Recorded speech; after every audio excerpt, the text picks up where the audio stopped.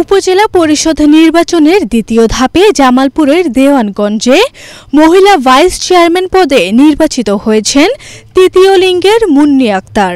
তৃতীয় লিঙ্গের এই প্রার্থী সেলাই মেশিন প্রতীক নিয়ে বিজয়ী হয়েছেন। মুন্নি সবসময় অসহায় অবহেলিত মানুষের পাশে থাকে বলেই তাকে ভোট দিয়েছেন বলে জানান স্থানীয়রা। আমরা মুন্নি আক্তারকে সেলাই মেশিন মার্কায় ভোট দিয়েছি একটাই কারণ, সেটা হলো যে গরিব দুঃখীর পাশে সর্বক্ষণ মুন্নি আক্তার থাকে। মুন্নি আপা এরকম লোক যে একটা পোলাপানো জুলো আসে, সে তার সাথে ভালোভাবে কথা বলে।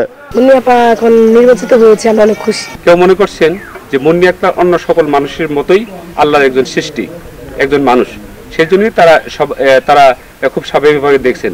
আবার অনেকেই এতে তৃতীয় লিঙ্গে ভেবে তারা সমালোচনা করছে, কটাক্ষ করছে, বদনাম করছে, যেটা আসলে আমাদের কাম্য নয়। এদিকে আগামী দিনগুলোতে মুন্নি মানুষের কল্যাণে কাজ করতে চান, তাই তো সবার সহযোগিতা কামনা করছেন নবনির্বাচিত এই ভাইস চেয়ারম্যান। আমি সমাজের স্বার্থে অন্যায়ের বিরুদ্ধে ন্যায়ের পথে আগেও কাজ করেছি। আমি এখনো জনগণকে প্রতিশ্রুতি দিয়ে যে আমি তাদের পাশে থাকবো, সুখে দুঃখে বিপদ আপদে সবার পাশে থাকবো।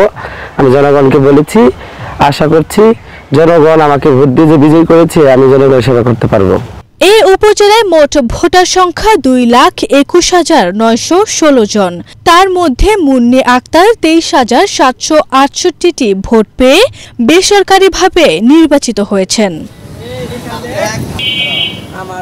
আরভি ইসলাম হিমু, এশিয়ান টেলিভিশন।